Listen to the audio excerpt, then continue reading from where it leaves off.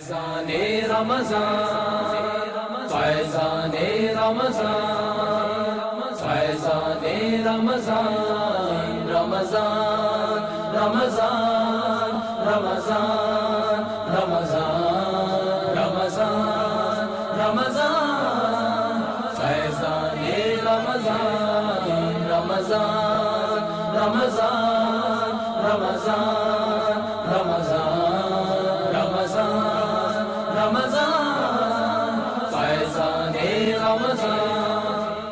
ماہ سیام کا ہر لمحہ رحمتوں، برکتوں اور نور بھری ساعتوں سے لبریز ہوتا ہے۔ عاشقان رسول کے دلوں میں عبادتوں کی حلاوت جگا کر شب و روز نیکیوں میں گزارنے کا ایسا درس دیتا ہے کہ ہر کسی کی حتی الامکان کوشش ہوتی ہے کہ حالت روزہ اور اس کے علاوہ بھی زیادہ سے زیادہ وقت اللہ عز و جل کی عبادت، سرکار مدینہ صلی اللہ تعالی علیہ وآلہ وسلم کی مدحت اور دیگر ذکر و اذکار میں مصروف گزرے۔ الحمدللہ عز و جل تبلیغ قرآن و سنت کی عالمگیر غیر سیاسی تحریک دعوت اسلامی کے زیر انتظام مدنی چینل 1435 ہجری کے رمضان المبارک کے لائیو اور ریکارڈڈ ٹرانسمیشن کو روزانہ ریپیٹ ٹرانسمیشن نشر مقرر کے طور پر بنام رمضان کی پرکیف یادیں پیش کرنے کی سعادت حاصل کر رہا ہے، جس میں آپ ملاحظہ کریں گے دعوت اسلامی کے تحت ہونے والے تربیتی اعتکاف میں امیر اہل سنت دامت برکاتہم العالیہ کا معتکفین عاشقان رسول کی تربیت کرنا، معتکفین اسلامی بھائیوں کا امیر اہل سنت کی مبارک صحبت میں سحری و افطاری کرنا، امیر اہل سنت دامت برکاتہم العالیہ کا روزانہ بعد نماز ظہر اور بعد از تراویح 2 مرتبہ مدنی مذاکرہ قرب افطار، اللہ عز و جل کی بارگاہ میں مناجات کا سلسلہ اور دیگر ماہ کے سنتوں بھرے سلسلے۔ آئیے دیکھتے ہیں رمضان کی پرکیف یادیں۔ الحمدللہ عز و جل تلاوت قرآن پاک، مناجات، حمد باری تعالی اور تاجدار مدینہ صلی اللہ تعالی علیہ وآلہ وسلم کی بارگاہ میں ہدیہ نعت سے ٹرانسمیشن کا آغاز ہوا۔ الذين ينفقون أموالهم في سبيل الله ثم لا يتبعون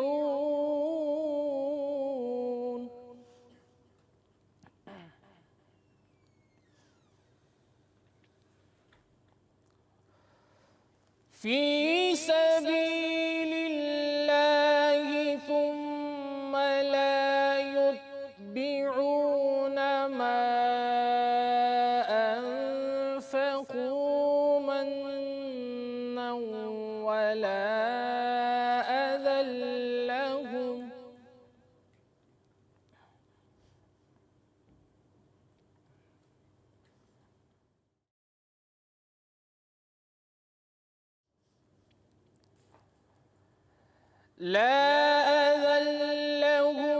أجرهم عند ربهم ولا خوف عليهم ولا هم يحزنون۔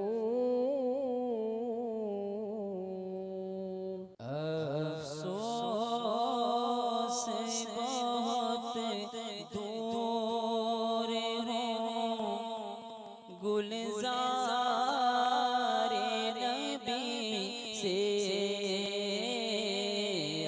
افسوس بہت دور ہوں گلزار نبی سے۔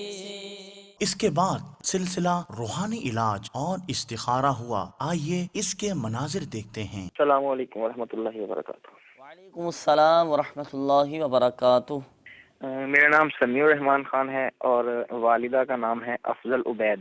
تو میں نے ایک کام کے لیے استخارہ کروانا ہے، جو میں اپنا نیا کام سٹارٹ کرنے جا رہا ہوں پولٹری کا، اس کے بارے میں استخارہ کروانا ہے۔ مزید کالز ہوں تو بھی دے دیجیے گا۔ السلام علیکم۔ وعلیکم السلام ورحمۃ اللہ وبرکاتہ۔ میں محمد سعید لاہور سے بات کر رہا ہوں جناب والا. میرا مسئلہ یہ ہے کہ میرے لڑکے کی عمر تقریباً 7 سال ہے اور وہ ذرا تھوتھڑا سا ہے. اس کی زبان جب کوئی الفاظ بیان کرتا ہے تو اس کی زبان اٹک جاتی ہے اور بڑی زور سے وہ اپنا آواز باہر نکالتا ہے اور پڑھائی میں بھی بڑا کمزور ہے. اس وجہ سے اسے پڑھنے میں بڑا دشواری ہو رہی ہے. برائے کرم کوئی وظیفہ بتا دینا. آپ کی بہت بہت مہربانی. انشاءاللہ دونوں ہی حوالے سے دونوں مسائل کے حل کیے ہیں. انشاءاللہ بھی ہم آپ کو روحانی علاج بتائیں گے. زبان میں لکنت کا بھی آپ نے کہا اور بچے کا پڑھائی میں دل نہیں لگتا، پڑھائی میں کمزور ہے. اللہ تعالیٰ آسانی فرمائے، آپ کے بیٹے کو شفا عطا فرمائے، پڑھائی میں اللہ کرے ان کا دل لگے. انشاءاللہ سعید بھائی ابھی ہم آپ کو اس کا روحانی علاج بیان کرتے ہیں. مزید کالز ہوں تو بھی دے دیجیے گا. میرا نام محمد عمران ہے. میری کمر میں بہت زیادہ تکلیف رہتی ہے. کیا کہتے ہیں 8-9 سال پہلے گر گیا تھا میں. اور کیا کہتے ہیں نا میرا جو ہے نا منہ یعنی کہ کھل نہیں رہا، بہت کس رہا ہے، یعنی کہ جابڑا کھلتا نہیں ہے. تو اس کا کوئی علاج بتائیں. اب انشاءاللہ عز و جل میٹھے میٹھے اسلامی بھائیوں اور مدنی چینل کے ناظرین آپ کے استخارے کیے جائیں گے. استخاروں کے بعد پھر انشاءاللہ عز و جل آپ کے روحانی علاج بیان کیے جائیں گے. اس دوران آپ بھی اپنے ساتھ ڈائری اور قلم یہ رکھ لیجئے گا. پڑھنے کے لیے آپ کو جو بھی وظیفہ بتایا جائے، جو بھی آپ کو روحانی علاج بتایا جائے تو تحریر فرما لیجئے گا. میٹھے میٹھے اسلامی بھائیوں اور مدنی چینل کے ناظرین آپ بھی درود پاک پڑھیے. ہمارے مدنی چینل کے ناظرین بھی درود پاک پڑھیں اور ہمارے وہ اسلامی بھائی جنہوں نے استخاروں کو کہا وہ بھی درود پاک پڑھیں. ہمارے نعت خواہ اسلامی بھائی بھی درود پاک پڑھیں. استخارے کیے جا رہے ہیں. صلو علی الحبیب صلی اللہ تعالی علی محمد. صلی اللہ علی محمد صلی اللہ علیہ وسلم. صلی اللہ علی محمد صلی اللہ علیہ وسلم. صلی اللہ علی محمد صلی اللہ علیہ وسلم. سمیع الرحمن بھائی آپ کی قول تھی، آپ نے کہا کہ میں پولٹری کا نیا کام شروع کرنا چاہ رہا ہوں، یہ میرے لیے بہتر ہے یا نہیں؟ آپ کا استخارہ کیا گیا سمیع الرحمن بھائی. استخارہ میں یہ اشارہ آ رہا ہے کہ یہ کام کرنا آپ کے لیے بہتر ہے. بالکل آپ کر سکتے ہیں. ہماری دعائیں آپ کے ساتھ ہیں. اللہ تعالیٰ آپ کو آپ کے جائز مقاصد میں کامیابی عطا فرمائے. اس کے بعد ہمارے مرکز الاولیاء لاہور سے سعید بھائی آپ کی قول تھی، آپ نے کہا کہ میرے بچے کی عمر 7 سال ہے اور اس کی زبان میں لکنت ہے اور وہ بولنے میں اٹکتا ہے، صاف بول نہیں پاتا اور اسی وجہ سے وہ پڑھائی میں بھی کمزور ہے، پڑھائی میں دل نہیں لگتا. اس کا روحانی علاج آپ سماعت فرما لیجیے. جن بچوں کی زبان میں لکنت ہو، ہکلاتے ہوں، صاف نہیں بول پاتے ہوں یا تتلاتے ہوں تو اس کا یہ وظیفہ آپ سماعت فرما لیجیے. اگر تو آپ کا بچہ بآسانی قرآن پاک کی یہ آیت پڑھ سکتا ہو تو آپ کا بچہ خود پڑھ لے، نہیں تو آپ پڑھ کر بچے پر دم کر دیں. وہ وظیفہ یہ ہے: بسم اللہ الرحمن الرحیم. رب اشرح لی صدری ویسر لی امری واحلل عقدۃ من لسانی یفقہوا قولی. ایک بار پھر سماعت فرما لیجئے. رب اشرح لی صدری ویسر لی امری واحلل عقدۃ من لسانی یفقہوا قولی. تو یہ قرآن پاک کی آیات پڑھ کر آپ اپنے بچے پر دم کر دیجئے. پانی پہ دم کر کے بھی پلائیں. انشاءاللہ عز و جل آپ کے بچے کی زبان میں جو لکنت ہے وہ ختم ہو جائے گی، شفا حاصل ہوگی. مدنی چینل کے ناظرین، اگر آپ کے ساتھ بھی کمر کی تکلیف ہو، گھٹنوں کا درد ہو، اگر کسی کے جوڑوں میں درد ہو، کسی کے ہاتھوں میں درد ہو، کسی کے ریڑھ کی ہڈی میں درد ہو یا کسی کے جوڑوں میں درد رہتا ہو، الغرض جسم کے کسی بھی حصے میں درد ہو تو اسے چاہیے کہ وہ درد کے مقام پر ہاتھ رکھ کر بسم اللہ الرحمن الرحیم 3 مرتبہ اور 7 مرتبہ یہ دعا پڑھ لیں: اعوذ باللہ وقدرتہ من شر ما اجد واحاذر. انشاءاللہ عز و جل اس دعا کی برکت سے اسی وقت افاقہ حاصل ہو جائے گا، آرام آ جائے گا درد کے اندر. اور یہ جو آپ کو وظیفہ بتایا گیا یہ مکتبۃ المدینہ کی مطبوعہ کتاب ہے گھریلو علاج. اس گھریلو علاج میں یہ وظیفہ لکھا ہوا ہے. پھر سلسلہ آپ کی فرمائش پیش کیا گیا. السلام علیکم ورحمۃ اللہ وبرکاتہ. وعلیکم السلام ورحمۃ اللہ وبرکاتہ. میرا نام غلام حسین اتاری. میری یہ فرمائش ہے کہ مجھے حاجی مشتاق کی آواز میں نعت پھر اٹھا ولولہ یاد مغیلان عرب سنا دیں. السلام علیکم ورحمۃ اللہ وبرکاتہ. وعلیکم السلام ورحمۃ اللہ وبرکاتہ. پھر اٹھا یاد مغیلان عرب. کاش کہ دوبارہ حاضری نصیب ہو جائے، انشاءاللہ عز و جل ہوگی. سرکار پھر بلائیں گے۔ چلیں حاجی مشتاق علیہ رحمہ کی آواز میں سنا دیجئے ہمیں، انہی کی آواز میں سن لیتے ہیں ماشاءاللہ۔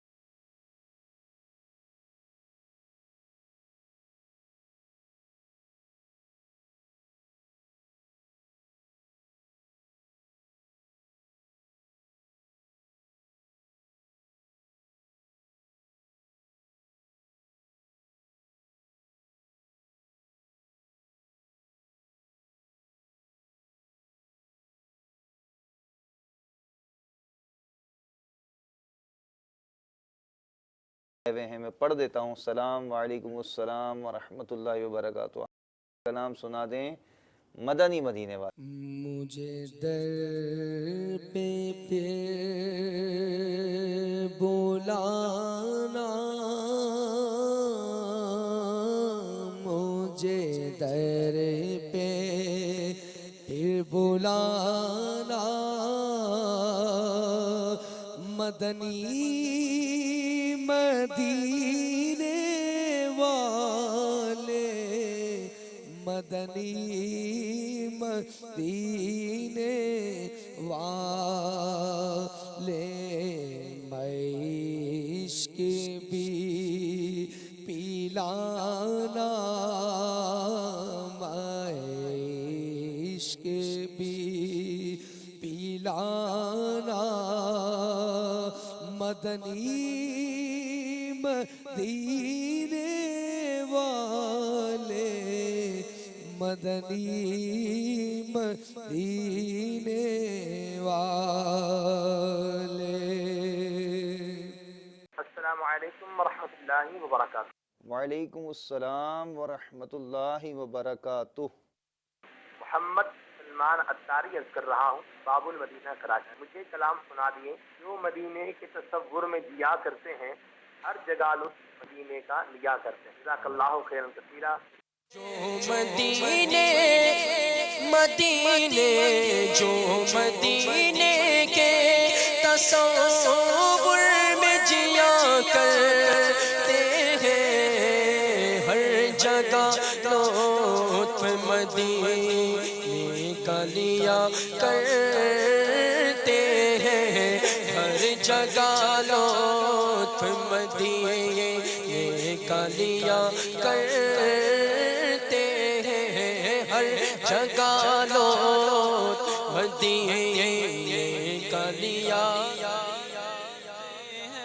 پہنے کی دعوت تو جہاں رکھے، مگر کاش میں خوابوں میں پہنچتا ہی رہوں اکثر مدینے میں، کاش تصور میں مدینے کی گلی ہو، اور یاد محمد کی میرے دل میں بسی ہو، جو مدینے کے تصور میں جیا کرتے ہیں، بس ہر جگہ لطف مدینے کا لیا کرتے ہیں۔ بعد نماز ظہر اپنی نماز کو درست کرنے کے لیے آپ نے دیکھا سلسلہ۔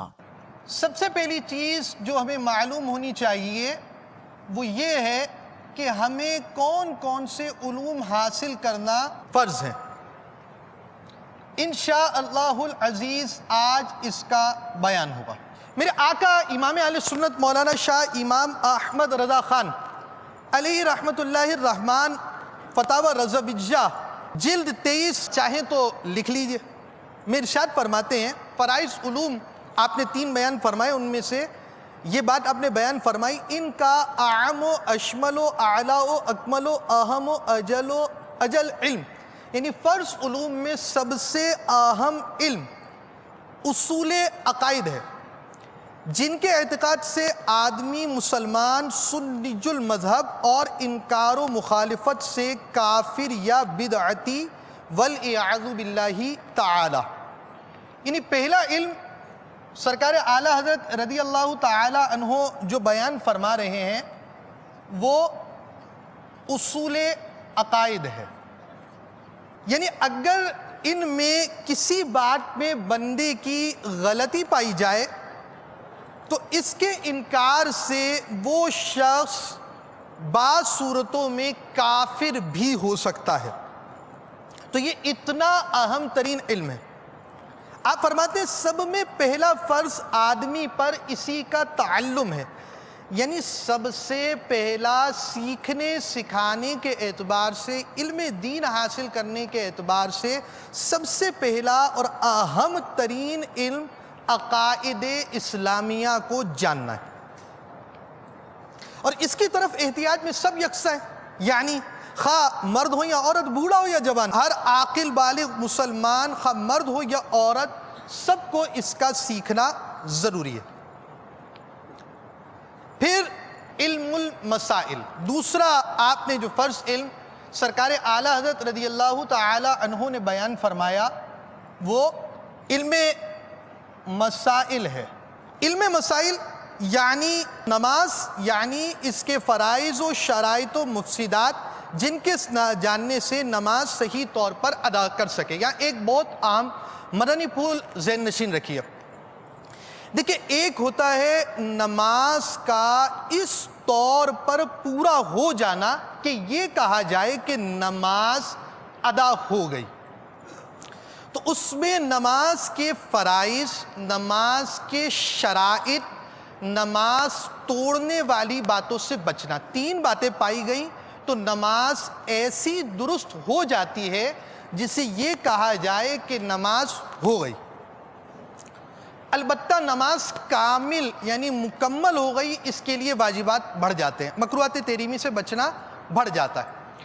تو نماز کے شرائط، نماز کے فرائض پورے نہ ہوں یا نماز توڑنے والی کوئی بات پائی جائے تو نماز ہوتی ہی نہیں ہے.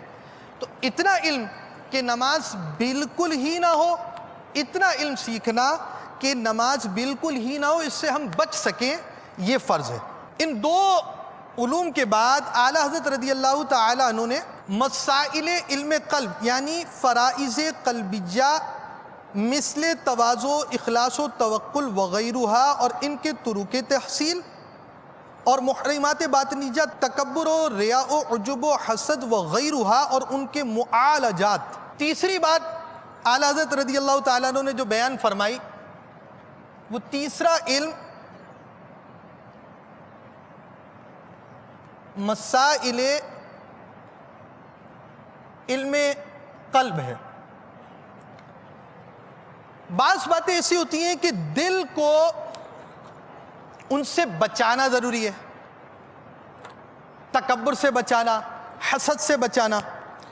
اب اتنی معلومات کہ تکبر کسے کہتے ہیں، حسد کسے کہتے ہیں، چغلی کسے کہتے ہیں، جھوٹ کسے کہتے ہیں وغیرہ، ان چیزوں کی معلومات ہونا ضروری ہے. ساتھ ہی ساتھ ان کا علاج معلوم ہونا چاہیے. پھر بعض باتیں ایسی ہیں کہ جو دل کو اختیار کرنی چاہیے، مثلا ایثار، توکل، اخلاص، ان کی بارے میں ضروری معلومات اور انہیں حاصل کرنے کا طریقہ. بہت اہم مدنی پھول اعلیٰ حضرت نے دیا.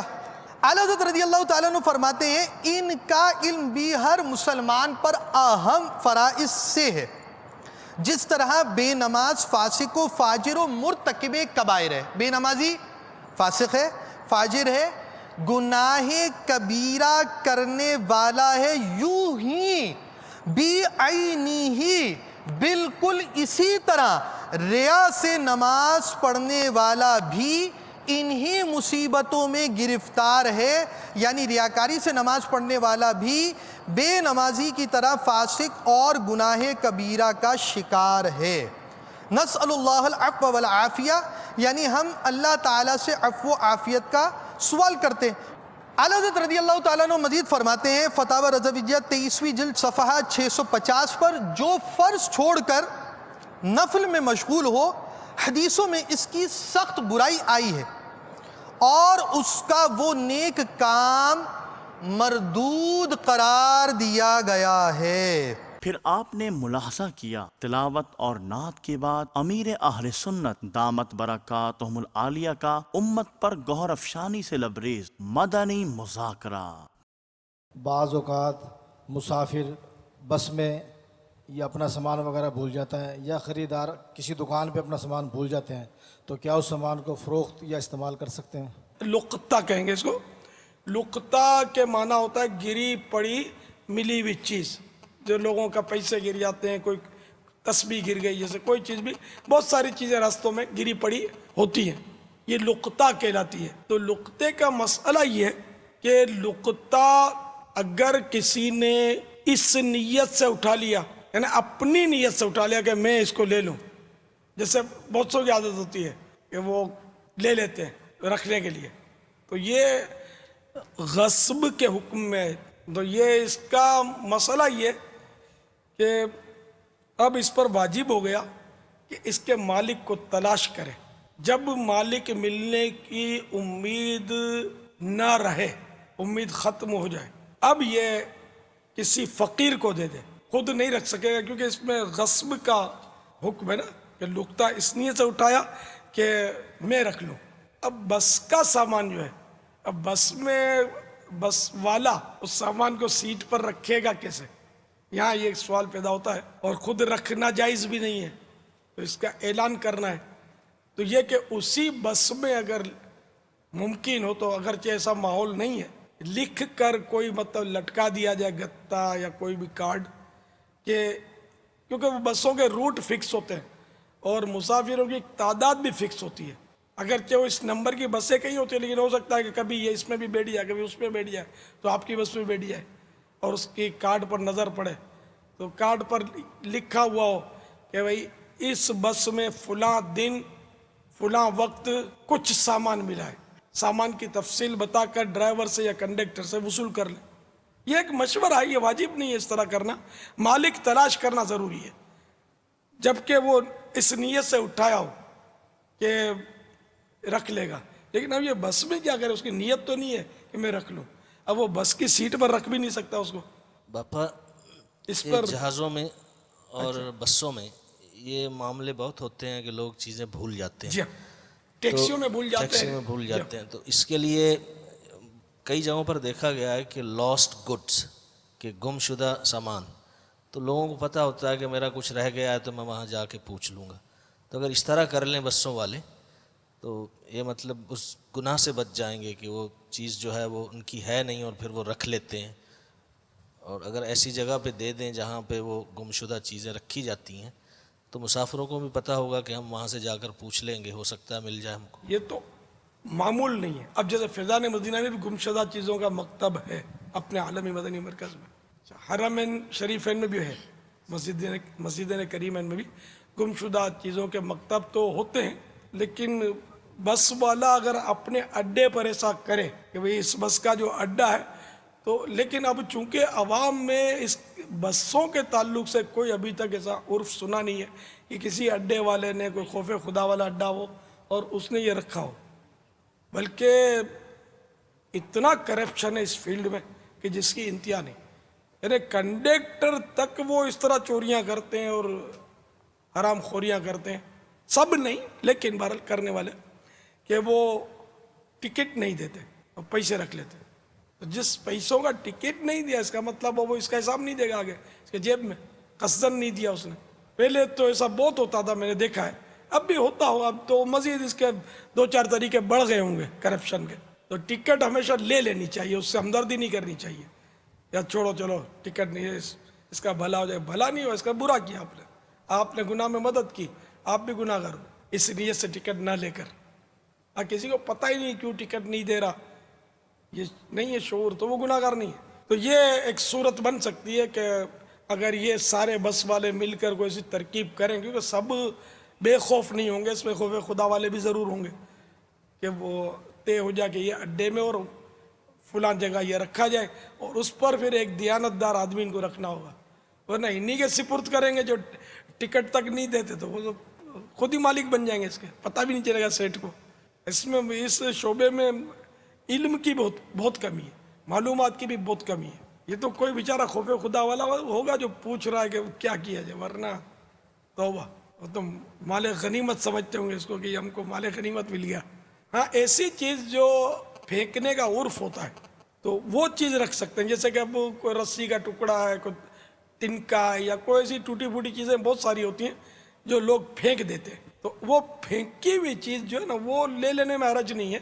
ये जो बड़ी बस कंपनियां हैं ना, उन्होंने शायद अपने यहाँ अड्डों पर जो इनके ऑफिस बने होते हैं वहाँ उन्होंने शायद गुमशुदा मकतब बनाया हुआ है। माशाअल्लाह। तो अब अगर किसी को कोई जैसे कि कुछ किसी को उठा लेता है और उसको जो ढूंढने का मसला है, और जैसे फैज़ान मदीना में किसी को चीज़ मिल गई, अभी उठा कर अगर ये गुमशुदा मकतब में जमा करा दे तो ये बरी ज़िम्मा नहीं हो गया। तो मस्जिद से गुमशुदा सामान, ये फैज़ान मदीना बोर्ड लगा हुआ है जी। तो अब ये तकरीबन यहाँ मुतकिफ़ीन को हो सकता है कि पता हो कि ये गुमशुदा सामान का यहाँ मकतब है।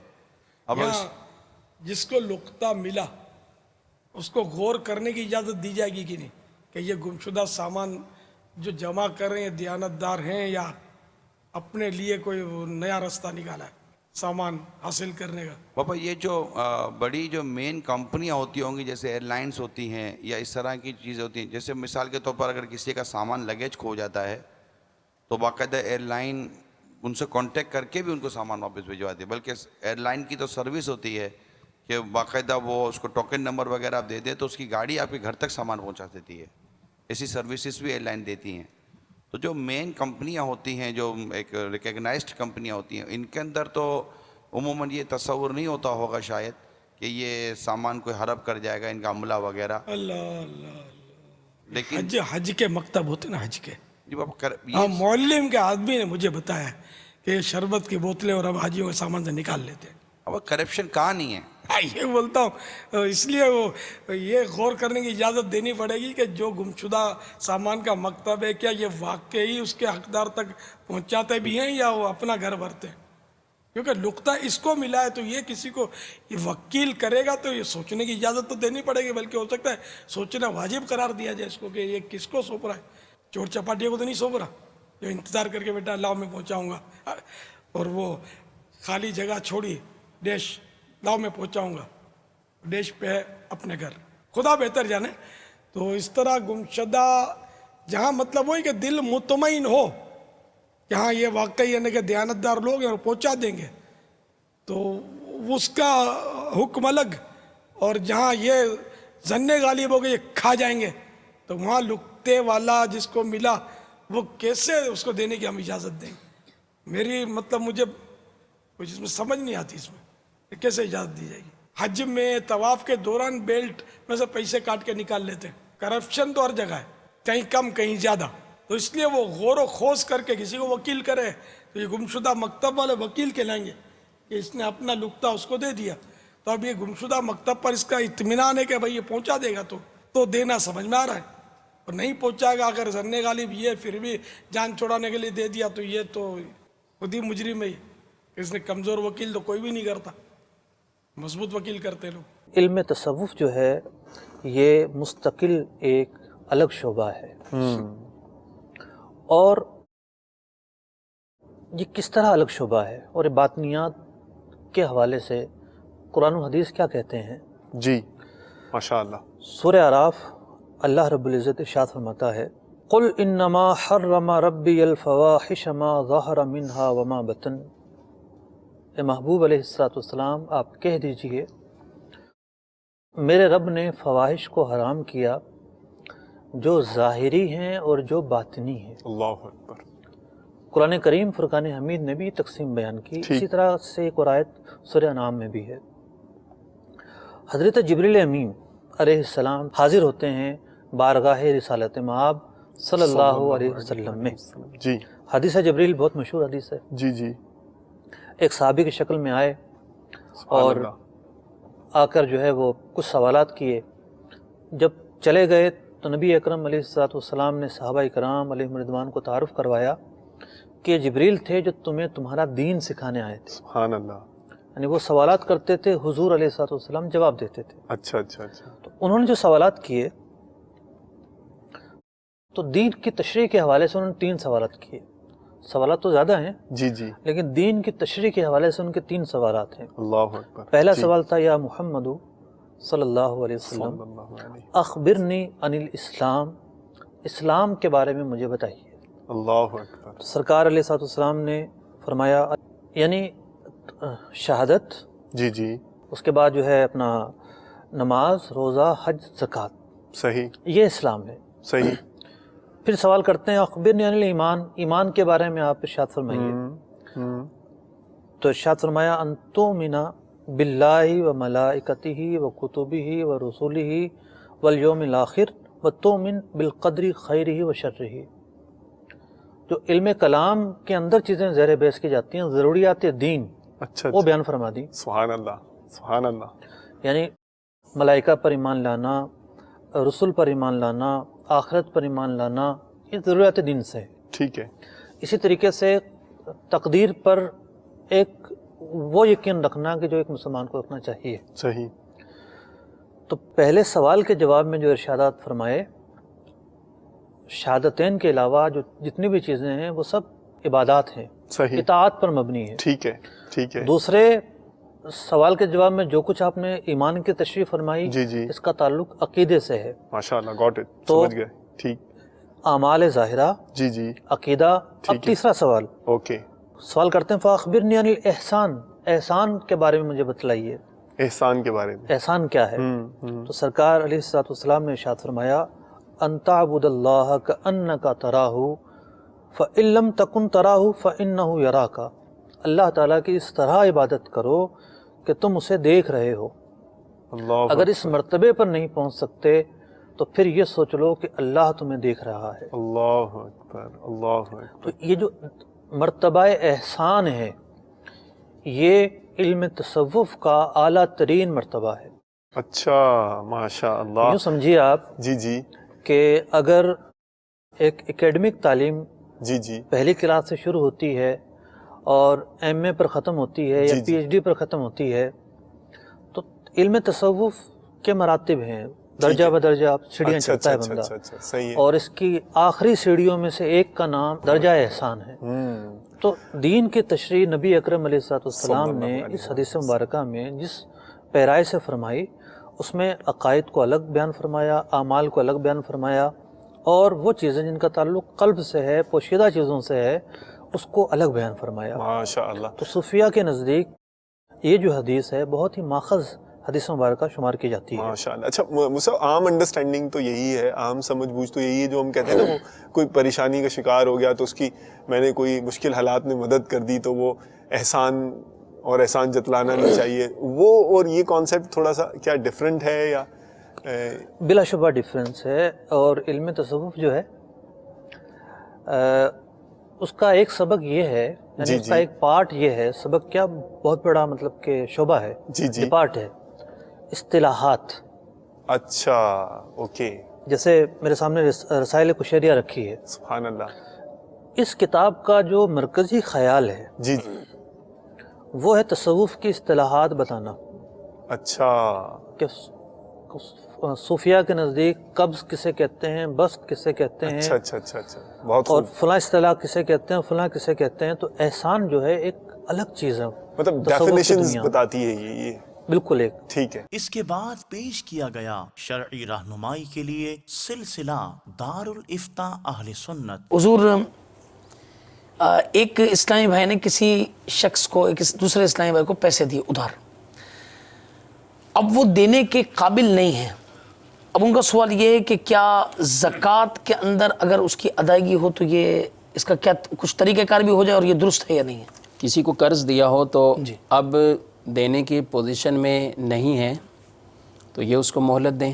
صحیح مزید اس کو مہلت دیں کہ وہ قرض کا یہ رقم کا انتظام کریں اور اس کو لوٹا دیں. صحیح.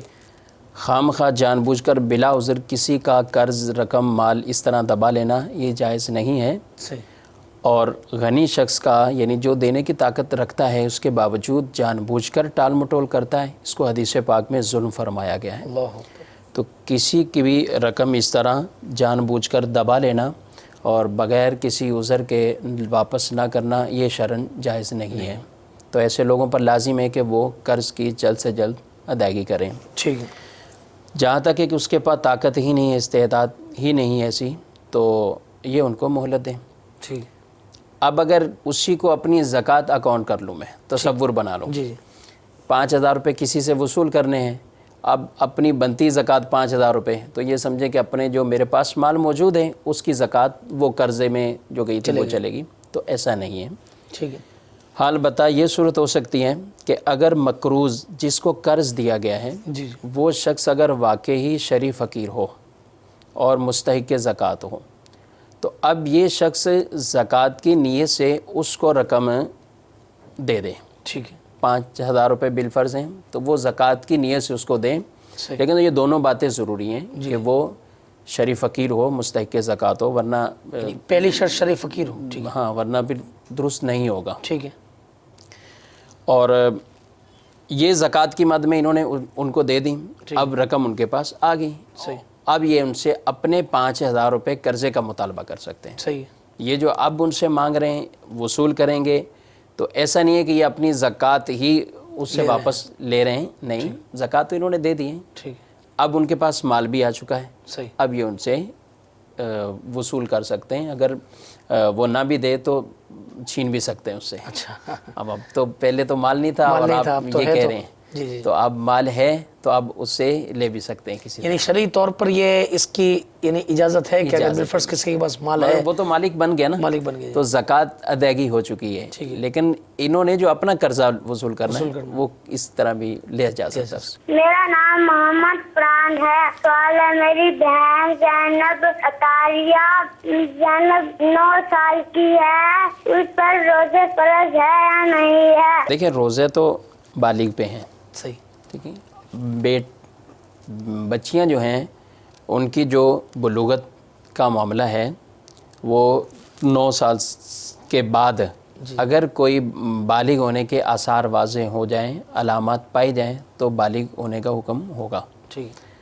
بچوں کے لیے بچے لڑکے یہ 12 سال سے لے کر 15 سال تک، اور لڑکیاں 9 سے 12 سال. 9 سے 15. 9 سے 15. ٹھیک. لیکن اگر اس دوران کوئی بھی نہ بچوں میں علامت پائے گی نہ بچیوں میں پائے گی اور عمر 15 سال ہوگی تو باہر صورت سب بالغ ہوں گے. اب عمر کے اب اس چیز کو نہیں دیکھا جائے گا. روزے کے بارے میں یہ ہے کہ جیسے فقہاء کرام نے فرمایا بچوں کو 10 سال کے عمر میں ہی حکم دے ان کو کہیں روزہ رکھیں. اب یہ کہ یہ اگر یعنی طاقت وغیرہ بھی ایسی بظاہر کوئی معاملہ بھی نہیں ہے، اور اگر انہوں نے رکھ لیا اور توڑ دیا، صحیح، رکھ دیا اور توڑ دیا تو ان پہ قضا کا حکم نہیں، قضا نہیں ان پہ. ٹھیک. تو یعنی یہ کہیں گے اس عمر کو پہنچ گئے تو آپ رکھو. جی. اب رکھ لیا، دن میں انہوں نے اٹھا کے کھانا کھا لیا، پانی پی لیا، کہتے رہے، کیونکہ بعض لوگ ڈرتے ہیں کہ یہ توڑ نہ دیں، کچھ ہو نہ جائے. تو وہ جو احکام وہ بالغ کے بارے میں صحیح ہے. لیکن جب اس کے بارے میں پتہ ہے یقینی طور پر یہ بالغ نہیں ہے تو کہیں گے رکھو روزہ. صحیح. اور دن میں اگر انہوں نے توڑ دیا تو اس پہ قضا نہیں ہے. لیکن کوشش کریں جب بچے کے اندر طاقت موجود ہے اس کا ذہن بنایا جائے، اس کو روزے کی ایک اہمیت بتائی جائے. ویسے بچوں کو شوق تو ہوتا ہے ابتداء رکھنے کا، اور بالخصوص جب بچوں کا روزہ کشائی ہوتی تو سارا دن تو وہ بھلے کیسی بھی بھوک پیاس ہو، پھر عصر کے بعد جب پھولوں کے گجرے پہنا جاتے ہیں ان کو اور تحفے تحائف ملتے ہیں تو شاید بھوک ہی بھول جاتی ہوگی.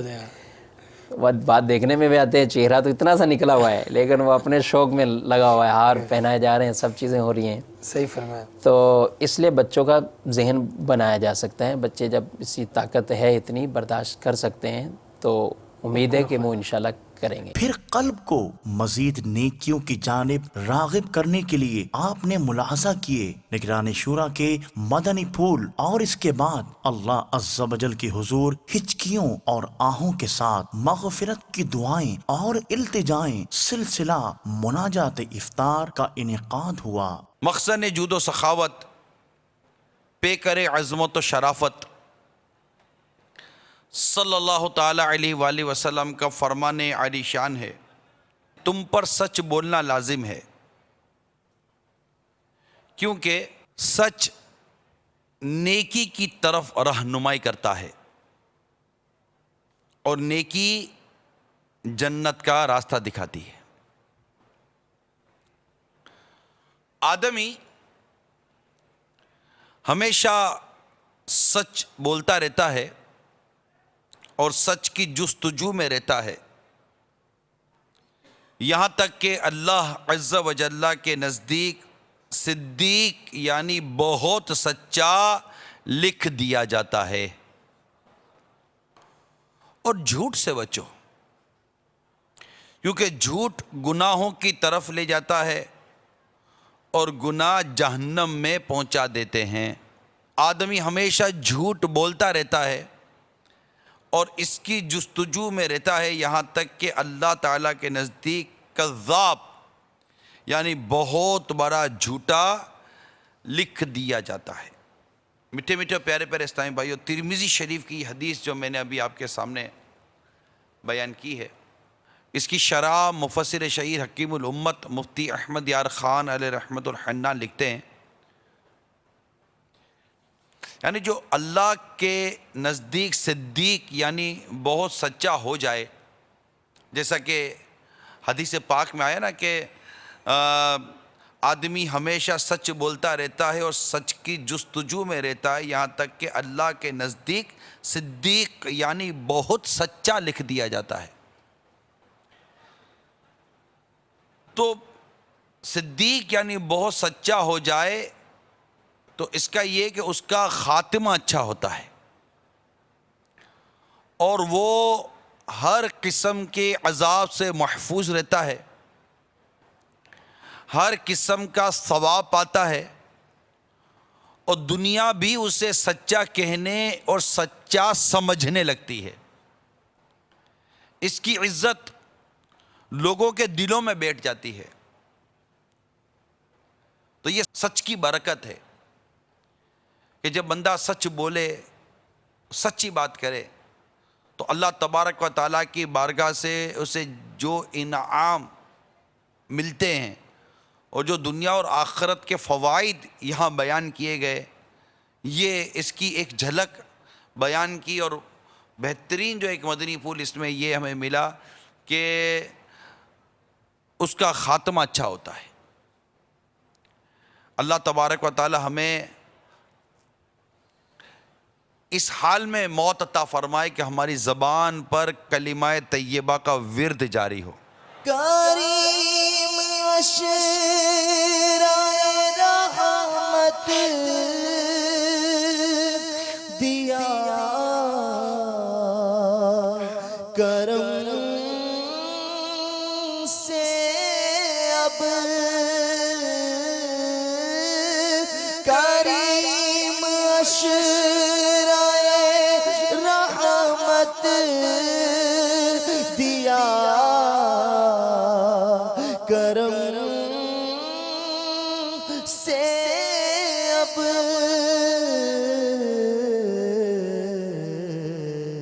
عذاب دور ہو رحمت سے قبر کا یا رب عذاب دور ہو رحمت سے قبر کا یا رب جو تنگ دست ہے ان پر کرم ہو یا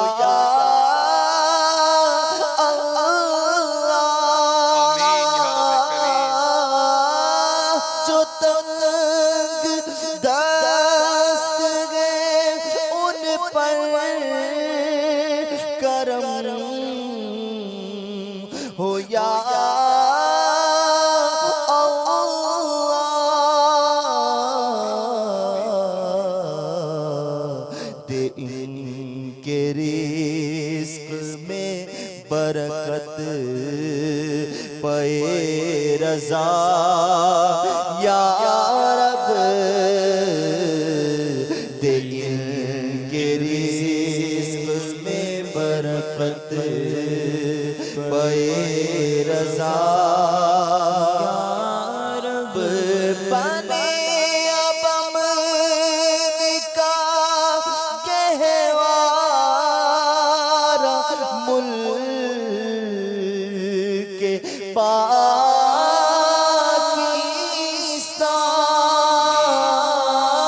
بنے اب امن کا گہوارہ ملک پاکستان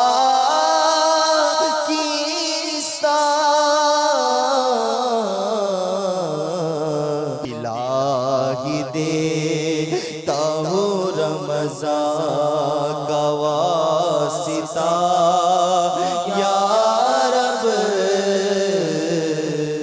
اس کے بعد آپ نے ملاحظہ کیا سلسلہ کامیابی کا راستہ اور امیر اہل سنت دامت برکاتہم العالیہ کے ہمراہ عاشقان رسول کا طعام. جب ماہ رمضان کا پہلا روزہ آتا ہے تو ماشاء اللہ ایک بڑا عجیب سما ہوتا ہے مساجد کا، بالخصوص گلیوں میں رش لگا ہوتا ہے، مسجد کی طرف رخ جائے سارے مسجد کی طرف. او 11 مہینے سے جو ٹوپی پڑی ہوئی تھی وہ نکالتے ہیں اور جے مسجد کہہ رہا وہ ٹوپی نکالو، وہ جانماز نکالو، وہ نکالو، وہ نکالو، اور بڑی تیاری ہوتی ہے اور ایک جوش و خروش ہوتا ہے. ایک رمضان مبارک کی آمد پر ایک مسلمانوں کا سمجھے کہ یہ بہت ایک پوزیٹیو عمل ہے اور بہت دنیا بھر میں اس بات میں ایک خوشی ہوتی ہے. ماہ رمضان اور یہ سمجھے کہ دنیا بھر کے مسلمانوں کی روٹین تبدیل ہو جاتی ہے. ابتدائی 2-4 دنوں کے اندر پہلی صف پہ جگہ نہیں ملتی کہ وہ بالکل وہ آ جاتے جوش میں ہمارے اسلامی بھائی اور پہنچ جاتے پہلی صف کے اندر. ایک عجیب و غریب سا یہ ہماری کیفیت بن جاتی ہے کہ جیسے کہ بڑا پریشر کے ساتھ ہم آتے ہیں اور بالکل پیچھے ہٹ جاتے ہیں. فیضان رمضان فیضان رمضان فیضان رمضان رمضان رمضان رمضان رمضان رمضان رمضان فیضان رمضان. 70% زیادہ ثواب مل رہا ہوتا ہے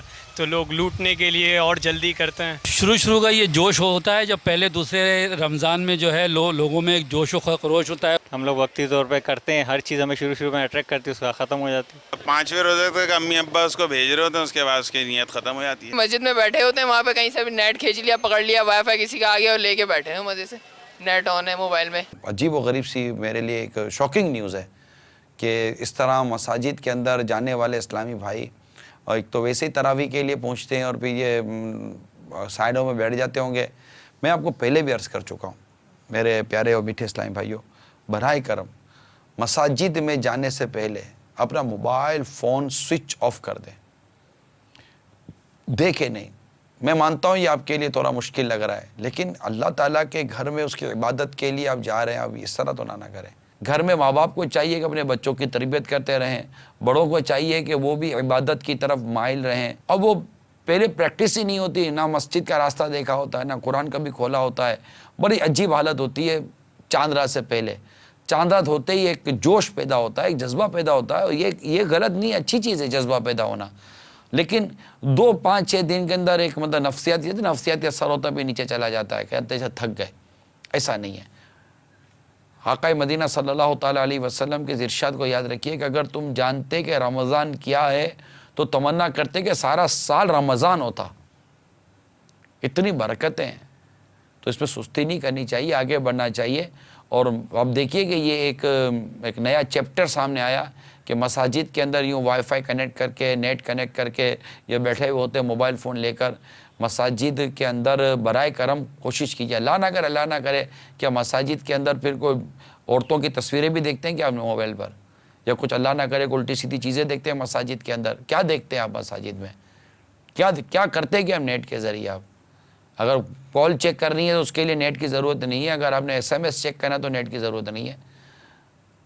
تو کیا کر رہے ہیں آپ اور کہاں بیٹھے ہیں، یہ ذرا غور کر لیجئے. یعنی یوں سمجھیے کہ ایک بزرگ رحمۃ اللہ تعالیٰ علیہ کے بارے میں نے پڑھا کہ آپ مسجد میں ٹانگیں لمبی کیے بیٹھے ہوئے تھے، تو غیب سے جیسے آواز آئی کہ کیا تمہیں رب کے دربار میں بیٹھنے کا سلیقہ نہیں ہے؟ فوراً پاؤں سمیٹ لیے. راوی کہتے ہیں کہ ایسے پاؤں سمیٹے کہ پھر قبر ہی میں پاؤں کھلے. ہمارے یہاں بس ایک وہ ہو گیا دکھاوا کہ لوگ اکثر جیسے ہمارے کچھ جانے والے بھی ہیں، ان کے گھروں میں تراویح ہوتی ہے لیکن وہ خود نہیں پڑھتے. اہتمام میں بہت آگے آگے آتے ہیں مطلب، لیکن خود نہیں پڑھتے. بس یہ کہ خاندان میں دکھانا ہے یا لوگوں کو دکھانا ہے کہ ہم بہت اللہ والے ہیں. آپ نے پوائنٹ آؤٹ نہیں کیا کون، جنرل بات کی ہے. جنرل بات میں تو ٹھیک ہے، ایک جنرل بات کر کر آپ نکل گئے. بٹ بیسیکلی یہ ہے کہ ہم پوائنٹ آؤٹ کر کے کسی کو یہ نہیں کہہ سکتے کہ یہ دکھاوا کرتا ہے. یعنی بعض اوقات یہ دکھاوا نہیں کر رہے ہوتے، کچھ بھی نہیں ہوتا. دیکھ غلط کوئی کر رہا ہے وہ غلط ہے، قرائن بعض اوقات واضح ہوتے ہیں، لیکن میں ایک سمجھانے کے لیے اور مائنڈ بنانے کے لیے عرض کر رہا ہوں کہ البتہ جو گھر میں اپنے تراویح کا اہتمام کرتے ہیں، اگر ان کے محلے میں ان کے علاقے کے اندر جماعت مستحبہ موجود ہے، یعنی کہ کوئی شرعی رکاوٹ نہیں ہے اور جماعت موجود ہے، مسجد موجود ہے، تو یاد رکھیے کہ انہیں ابتداً اپنی مسجد کے اندر ہی عشاء کی نماز با جماعت ادا کرنی ہے. ہم حسن ظن قائم رکھیں، بدگمانی سے خود کو بچا کر رکھیں، اپنی نیکیاں پرہیزگاری میں اضافہ کرتے رہیں. میں ایک درد مند مسلمان کو یہ پوچھتا ہوں، آپ کا دل اندر سے دکھتا نہیں ہے کہ مسجد کی رونق کم ہو جائے اور بازار کی رونق بڑھ جائے؟ جبکہ ہمارا دین، ہمارا اسلام واضح طور پر ہمیں فرما رہا ہے کہ بدترین زمین کا ٹکڑا یہ بازار ہیں اور بہترین زمین کا ٹکڑا یہ مساجد ہے. یعنی مساجد یہ بہترین بقاع زمین کہلاتا ہے، زمین کا بہترین حصہ کہلاتا ہے، اور بازار بدترین حصہ کہلاتے ہیں. کتنا خوش نصیب ہوتا ہے جو مسجد میں پہلے جائے اور سب سے آخر میں باہر آئے، اور کتنا بدقسمت کہلاتا ہے وہ شخص جو بازار میں سب سے پہلے جائے اور سب سے آخر میں باہر آئے. اب غور کیجئے. اور بازاروں میں ہم کیا کرنے جاتے ہیں؟ تفریح کرنے جاتے ہیں، ادھر ادھر گھومنے پھرنے جاتے ہیں. معاذ اللہ اوباش قسم کے نوجوان بد نگاہیاں کرنے جاتے ہیں. بے پردہ لڑکیاں اپنی بے پردگی کا مظاہرہ، میں کیا بولوں، اب نہیں بولتا جائیں، چلیں آپ خود سوچ لیجئے. مجھے بولتے ہوئے حیا آتی ہے، آپ کو بے پردگی بازار میں کرتے ہوئے آپ کو حیا نہیں آتی. تو ایسا مطلب کہ براہ کرم نہ کریں.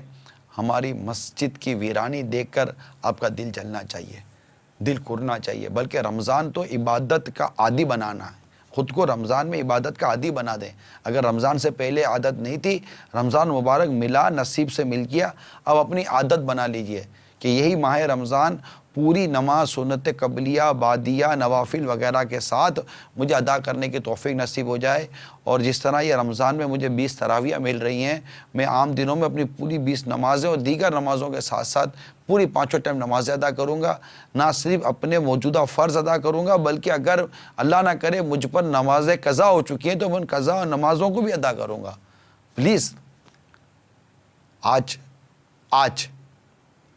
سے پکی نیت کر لیں نیت. بالکل اب مزید ہمت میں آ جائیں اور اپنی اس عمر عزیز کو، اپنے وقت کو، اپنی جوانی کو، اپنے اس لمحات کو غنیمت جانیں. حدیث پاک میں ہے، سرکار صلی اللہ تعالیٰ علیہ وسلم نے ایک شخص کو نصیحت فرمائی کہ 5 چیزوں سے پہلے غنیمت جانو. بڑھاپے سے پہلے جوانی کو، بیماری سے پہلے تندرستی کو، فقیری سے پہلے غنا کو یعنی مالداری کو، مشغولیت سے پہلے، بزی ہونے سے پہلے فرصت کو، اور اپنی موت سے پہلے زندگی کو. فیضان رمضان ہے، فیضان رمضان، فیضان رمضان ہے، فیضان رمضان. رمضان کا مہینہ رحمت لٹا رہا ہے، رمضان کا مہینہ رحمت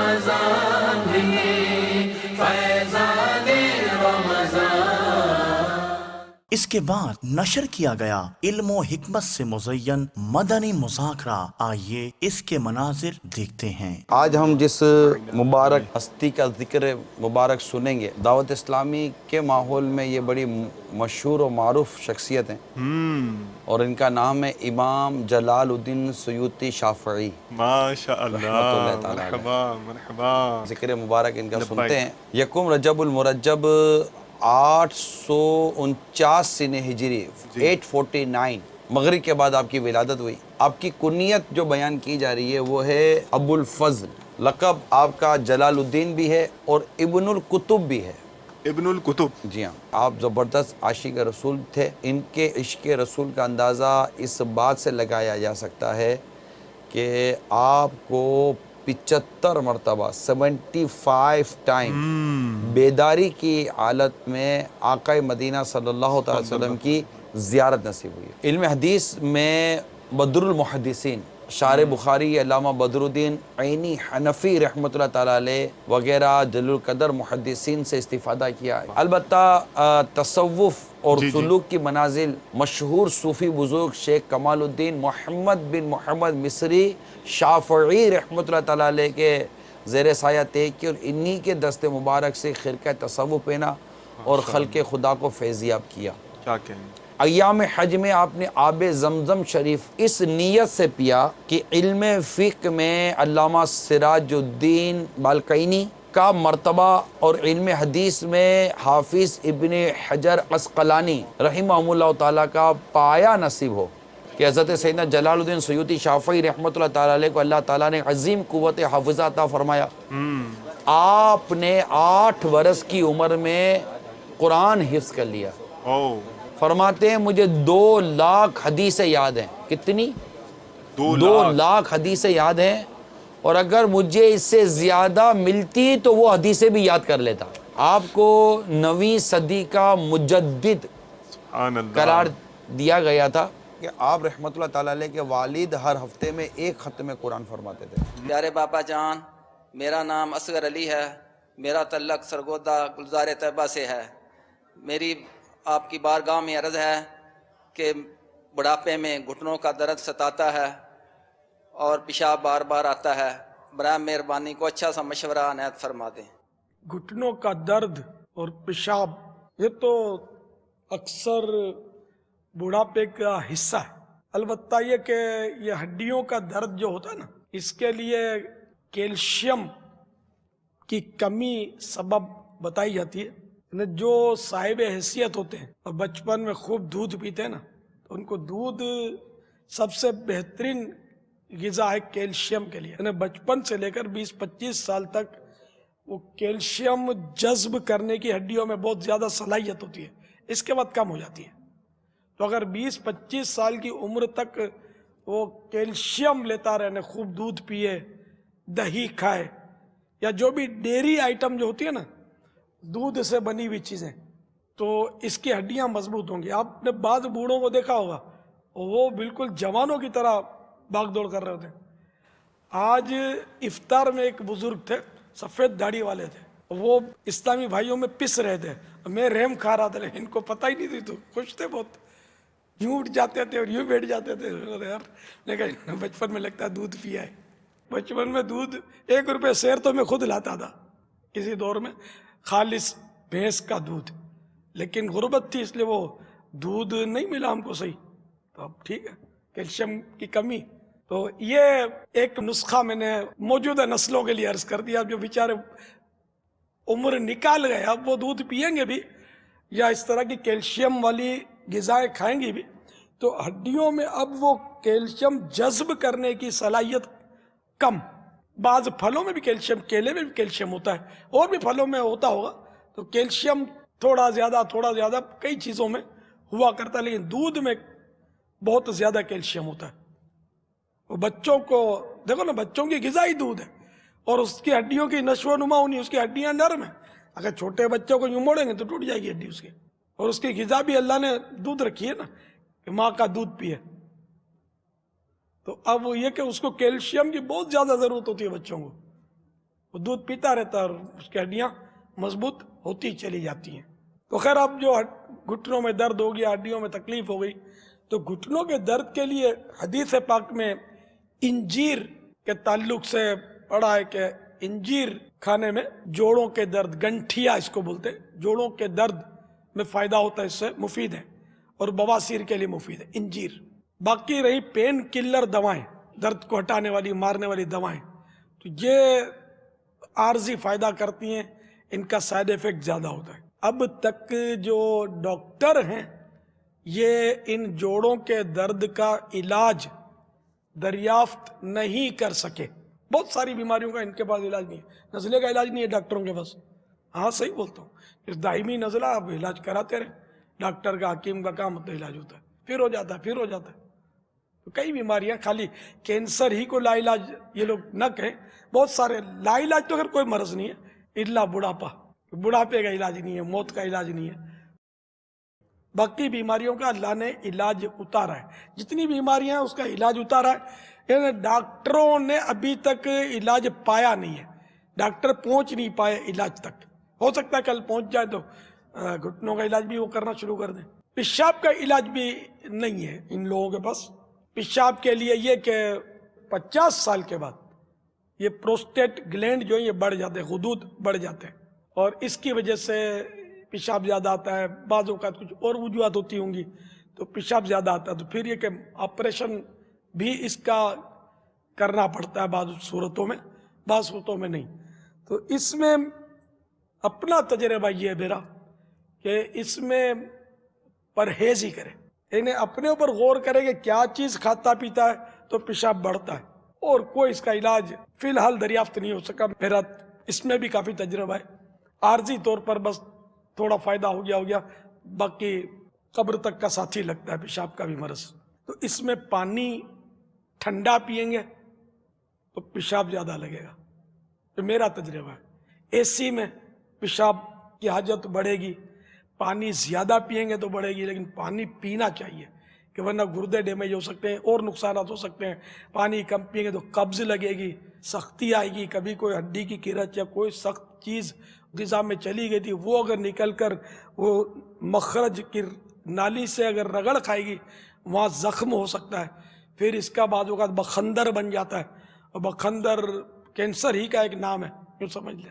اس لیے ایسے شخص کو پانی تو پینا چاہیے, تھوڑا پیشاب کی تکلیف اٹھا لے, کیونکہ پھر دوسری بیماریوں کا پانی میں علاج ہے. ورنہ روزے میں تو خاص کر پانی کم پئیں گے نا, رات میں شام کو بالکل موڈ آف ہو جاتا ہوگا, بہت اپنے اندر نقاہت اور کمزوری, بس سو جاؤ, نیند چڑھتی ہوگی شام کے وقت. یہ پانی کی بعض اوقات کمی سے ہوتا ہے ایسا, پسینے میں نکل گیا پانی, سانس میں بھی نکلتا ہے پانی, پیشاب میں بھی نکلتا ہے. پھر جو بار بار پیشاب آتا ہے تو اس میں بدن کا پانی پیشاب میں نکلتا ہے. تو لیکن وہ زیادہ پانی پینے سے کچھ بڑھ جاتا ہے پیشاب, لیکن فوائد بھی اس کے ہیں. 12 گلاس تو پی لینے چاہیے پانی, آج کل گرمیاں ہیں جس سے بن پڑے, ورنہ 8 گلاس کبھی پڑا ہے کہ 8 گلاس تک پی لیا جائے پانی. اب وہ گلاس بھی پیتے ہیں, 8 پئیں گے تو ادھورا پئیں گے, آدھا گلاس پئیں گے, یہ 8 نہیں ہوئے نا. کوشش کریں کہ 1.5 لیٹر کا جو بوتل ہے اس سے 2 بوتل جتنا پانی پی لیا جائے, یہ 1.5 لیٹر کی کہلاتی ہے. اس طرح کی 2 بوتلیں اگر پی لیں نا تو انشاءاللہ اس کے بہت مفید رہیں گے, اور پیٹ بھی کافی نرم رہے گا. درخت کو پانی نہیں دیں گے, پودے کو پانی نہیں دیں گے تو ظاہر ہے کہ وہ مرجھا جائے گا, تو پانی ہوگا تو یہ موج میں آ جائے گا پودا, سب سمجھ سکتے ہیں. تو انسانی بدن کو بھی پانی کی ضرورت ہے. تو بہرحال یہ کہ یہ ٹھنڈے پانی سے میں نے سادہ پانی کی عادت ڈالی ہے, اور اکثر آج کل گرمیوں میں بھی میں گرم پانی پینے کی کوشش کرتا ہوں. کچھ گرم پانی ہوتا ہے, کچھ سادہ پانی قابل ہے برداشت, مطلب نیم گرم جس کو کہنے. عادت پڑ گئی ہے مجھے, ٹھنڈا پانی مجھ سے نہیں پیا جاتا, مطلب کبھی پینا پڑتا ہے تو مجھے ناگوار ہے میری طبیعت کے لیے. اگر آپ یہ اپنے طور پر یہ اس طرح کے چٹکلے کریں گے تو کچھ بچت رہے گی پیشاب میں. چاول کھانے سے پیشاب بڑھتا ہے, یہ تجربہ ہے. میمن لوگ ہیں, ہمارے بچپن سے وہ چاول کھائے ہیں گھٹی میں, چاول کے بغیر گزارا نہیں ہے. تو اب کیا کم, میں خود کم کھاتا ہوں چاول, افطار میں کھا لیتا ہوں چاول, سحری میں عام طور پہ روٹی کھاتا ہوں, تو کچھ روٹی کچھ چاول, اس طرح جتنا چاول کم کھائیں تو انشاءاللہ فائدہ ہوگا. میں نے اپنے لیے فائدہ محسوس کیا ہے. डट कर ना खाएं, डट कर खाएंगे तो भी कब्ज ना होने दें, कब्ज होगा तो पेशाब तो बढ़ेगा ना। वल्लाहु तआला अअलम व रसूलुहु अअलम अज़्ज़ व जल्ल व सल्लल्लाहु तआला अलैहि व आलिहि वसल्लम। सल्लु अलल हबीब सल्लल्लाहु तआला अला मुहम्मद। मदनी मुज़ाकरे के बाद देखा सिलसिला फैज़ान सहारी और अमीर अहले सुन्नत दामत बरकातहुमुल आलिया की सहारी के मनाजिर। मदनी चैनल के सिलसिले फैज़ान सहरी में आप सबको मरहबा कहते हैं। अल्हम्दुलिल्लाह अज़्ज़ वजल। दुरूद पाक आज हमारा मौजू है। दुरूद पाक के फ़ज़ाइल इंशाअल्लाह सुनेंगे, उसकी अहमियत के बारे में सुनेंगे। दुरूद पाक की बड़ी मशहूर व मारूफ़ किताब है आब कौसर। उस किताब में ये वाक़या मौजूद है और नबी पाक अलैहिस्सलातु वस्सलाम के दौर का वाक़या है। मेरे आका मदीने वाले मुस्तफ़ा सल्लल्लाहु अलैहि वसल्लम अपने सहाबा इकराम अलैहिम रिदवान के साथ एक ग़ज़वे में लश्कर के साथ तशरीफ़ ले जा रहे थे कि रास्ते में ये अनाउंसमेंट हुआ, ये ऐलान हुआ कि यहाँ पड़ाव डाल दिया जाए, अपनी ज़रूरी हाजात से फ़ारिग हो जाएं और खाना वगैरह खा लें। सहाबा इकराम अलैहिम रिदवान नबी पाक अलैहिस्सलातु वस्सलाम की बारगाह में हाज़िर हुए और अर्ज़ की, या रसूल अल्लाह सल्लल्लाहु अलैहि वसल्लम, हमारे काफ़िले वालों के पास रोटी तो है मगर सालन नहीं है। अब ज़रा गौर तलब बात है, ये कौन लोग थे, ये किसके साथी थे? ये कौनैन के वाली के साथी हैं, नबी पाक अलैहिस्सलातु वस्सलाम के साथी हैं। मगर ज़रा सोचें, और जा कहाँ रहे हैं? ये कोई विजिटिंग, ये कोई पिकनिक ट्रिप नहीं था, ये अल्लाह की राह में जाने कुर्बान करने जा रहे हैं। मगर फिर भी सब्र का, अल्लाह ताला की रज़ा पर राज़ी रहने का आलम देखें कि रोटियां हैं, सालन नहीं है। आज हमारे पास बहुत कुछ होता है मगर फिर भी शिकवा होता है, फिर भी शिकायत होती हैं। बहरहाल अब जब ये अर्ज़ किया नबी पाक अलैहिस्सलाम को कि आका रोटी है मगर सालन नहीं, अब इसके बाद सहाबा किराम अलैहिम रिदवान ने देखा कि एक शहद की मक्खी, हनी बी, मेरे आका अलैहिस्सलाम के मुबारक कान के पास भुन भुना रही है। आपने देखा होगा, सुना भी होगा कि जो शहद की मक्खी होती है उसकी एक भुन भुनाहट होती है, एक बड़ी मखसूस आवाज़ होती है। सहाबा किराम अलैहिम रिदवान का अकीदा देखें। प्यारे आका अलैहिस्सलाम से अर्ज़ करते हैं, या रसूल अल्लाह, ये मक्खी क्या कह रही है? नबी पाक अलैहिस्सलाम ने इरशाद फरमाया कि ये मक्खी अर्ज़ कर रही है कि या रसूल अल्लाह, यहाँ मक्खियाँ जितनी हैं उन सब में ये इस्तराब है, ये बेकरारी है कि आपके सहाबा के पास रोटी तो है मगर सालन नहीं है। या रसूल अल्लाह सल्लल्लाहु अलैहि वसल्लम, हमने करीब ही यहाँ पर एक शहद का छत्ता बनाया हुआ है, किसी को हमारे साथ भेजिए, हम मक्खियाँ हैं, हम वो छत्ता उठाकर नहीं ला सकते, ताकि आपके सहाबा रोटी के साथ शहद खा लें। नबी पाक अलैहिस्सलाम ने मौला अली करमल्लाहु तआला वजहुल करीम से इरशाद फरमाया, ए अली, इसके साथ जाओ। बहरहाल मौला अली करमल्लाहु तआला वजहुल करीम एक बर्तन लेकर गए, एक गार के अंदर जाना हुआ, मक्खी आगे आगे है और अब उस छत्ते से शहद निकाला जा रहा है, बड़ा साफ शफाफ मुसफ़ा, और अब वो शहद लाया गया। सहाबा इकराम उस रोटी के साथ अब शहद तनावुल कर रहे हैं, फिर वो मक्खी जो है भुनभुना रही है। सहाबा इकराम फिर अर्ज़ करते हैं, या रसूलल्लाह, अब क्या कह रही है? मेरे आका फरमाते, मैंने इससे सवाल पूछा है, ये उसका जवाब दे रही है। खुलासा ये है, नबी पाक अलैहिस्सलाम ने इरशाद फरमाया, बताओ तुम्हारी खुराक क्या है? उसने कहा, या रसूलल्लाह सल्लल्लाहु अलैहि वसल्लम, जंगलों में, बयाबानों में जो फूल हैं, ये मुख्तलिफ फूल जो हैं, ये हमारी खुराक हैं। मेरे आका ने इरशाद फरमाया, फूलों का रंग तो फीका भी होता है, बदमज़ा भी होता है, कड़वा भी होता है, मगर जो शहद तुम लोग लाते हो, जो तुम्हारे साथ शहद बनता है, वो तो बड़ा मीठा, बड़ा ही लजीज होता है। तो उस मक्खी ने क्या अर्ज़ किया, कहा, या रसूल अल्लाह, हम जब शहद चूसने जाते हैं तो एक अमीर और सरदार हमारा होता है, यानी उनका एक काफिला होता है जिसमें एक आगे जो उसका लीडर होता है, मक्खी होती है वो भी। तो जब वो वापस हम आते हैं, फूलों का रस चूसते हैं, तो वो अमीर हमारा जो होता है, जो लीडर होता है, वो या रसूल अल्लाह, आप सल्लल्लाहु अलैहि वसल्लम पर दुरूद पढ़ना शुरू कर देता है। पीछे हम भी दुरूद पाक पढ़ती हैं, या रसूल अल्लाह, ये आप पर दुरूद पाक पढ़ने की बरकत है कि फूलों का बदमज़ा, फीका, कड़वा रस शहद जैसा मीठा बन जाता है। ऐ मेरे मीठे और प्यारे इस्लामी भाइयों, उलमा बड़ी प्यारी बात इरशाद फरमाते हैं कि जब दुरूद पाक की बरकत से बदमज़ा फूलों का रस मीठा हो सकता है, तो अगर इंसान अपनी ज़िंदगी में दुरूद पाक की कसरत करे तो उसके गुनाहों की कड़वाहट, उसकी बदअमली की फीकावट, उसकी सुस्तियों की कड़वाहट, درود پاک کی برکت سے نیکیوں کی مٹھاس میں تبدیل ہو جائے گی. تو اپنی زندگی میں اس مٹھاس کو داخل کر لیجئے. السلام علیکم ورحمۃ اللہ وبرکاتہ. وعلیکم السلام ورحمۃ اللہ وبرکاتہ. محمد منیر اتاری کراچی سے عرض کر رہا ہوں. حاج صاحب آپ کی بارگاہ میں ایک سوال ہے. اکثر عبادات ایسی ہیں جو وقت کے ساتھ خاص ہیں. کیا درود پاک کا بھی کوئی خاص وقت ہے یا نہیں؟ درود پاک کا کوئی وقت مقرر نہیں ہے.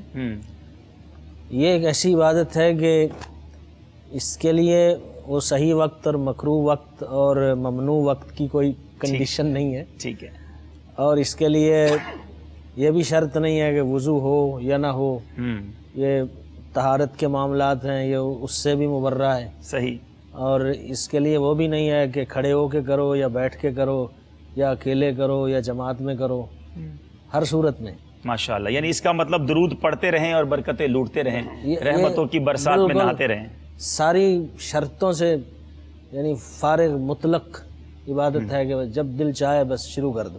فیضان رمضان ہے یہ، فیضان رمضان، فیضان رمضان ہے یہ، فیضان رمضان. 70 گنا بڑھا گے فرضوں کا اجر اسی میں، 70 گنا بڑھا گے فرضوں کا اجر اسی میں، نفلوں کا اجر فرضوں جیسا دلا رہا ہے. فیضان رمضان ہے یہ، فیضان رمضان، فیضان رمضان ہے یہ، فیضان رمضان. اور ٹرانسمیشن کی آخر میں ملاحظہ کیا یو ایس اے اور کینیڈا کے ناظرین کے لیے پیش کیا جانے والا یاد مصطفیٰ صلی اللہ تعالی علیہ وآلہ وسلم سے مزین سلسلہ میں سو جاؤں یا مصطفیٰ کہتے کہتے، کھلے آنکھ صلی اللہ کہتے کہتے. اللہ تبارک و تعالیٰ کی رحمت کو ہمیں پانا ہے تو ایسے کاموں کو اپنانا ہے جو اللہ تبارک و تعالیٰ کی رضا والے کام ہیں، اللہ تبارک و تعالیٰ کو راضی کرنے والے کام ہیں. نماز پڑھنی ہے. رمضان المبارک کا مبارک مہینہ ہے، پہلا عشرہ ہے، یہ عشرہ برحمت کا عشرہ ہے، اور اللہ تبارک و تعالیٰ لاکھوں لاکھ بندوں کی مغفرت فرماتا ہے اس ماہ مبارک میں. تو ہمیں روزے رکھنے ہیں تو یہ بھی اچھے طریقے سے رکھنے ہیں اور گناہوں سے اپنے آپ کو بچانا ہے اور اللہ تبارک و تعالیٰ کی اطاعت میں اپنے آپ کو جو ہے وہ لگانا ہے. آپ کے کچھ میسیجز ہیں. ہمارے ابو محمد اتاری ہیں، یہ فرما رہے ہیں منقبت سنا دیں پیر میرا پیر میرا. نعت خان اسلام بھائی سے عرض ہے کہ اتار باپا جانی کلام سنا دیں. یہ ہیں علی رضا اتاری ہیں، ان کا میسیج ہے. جی حضور.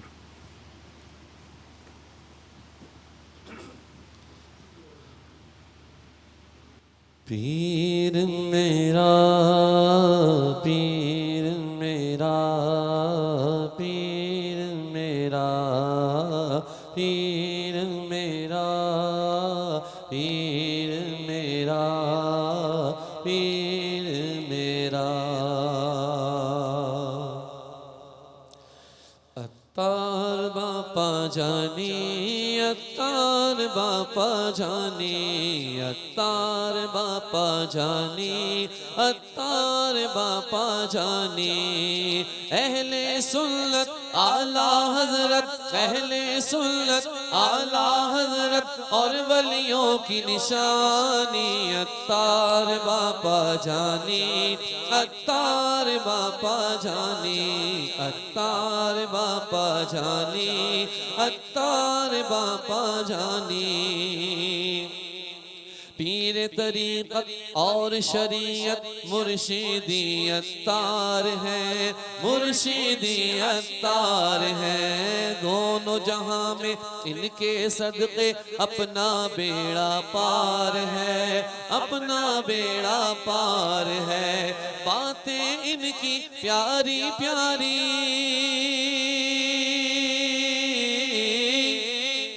باتیں ان کی پیاری پیاری ہیں کتنی ایمانی. عطار باپا جانی عطار باپا جانی عطار باپا جانی عطار باپا جانی. سنت نبوی کو ہے پھر جلایا مرشدی عطار نے مرشدی عطار نے. سنت نبوی کو ہے جلایا مرشدی عطار نے مرشدی عطار نے. فیض نبی کو ایسے لٹایا مرشدی عطار نے مرشدی عطار نے. سارے جہاں میں چرچا ان کا سارے جہاں میں چرچا ان کا ہے دنیا دیوانی. عطار باپا جانی عطار باپا جانی عطار باپا جانی عطار باپا جانی. عزت و عظمت دولت و شہرت بس میری عطار ہے بس میری عطار ہے. میرے لیے تو میرے مرشد سب سے بڑی سرکار ہے سب سے بڑی سرکار ہے. ان کے علاوہ کس کو سناؤں ان کے علاوہ کس کو سناؤں اپنی درد کہانی. عطار باپا جانی عطار باپا جانی عطار باپا جانی عطار باپا جانی.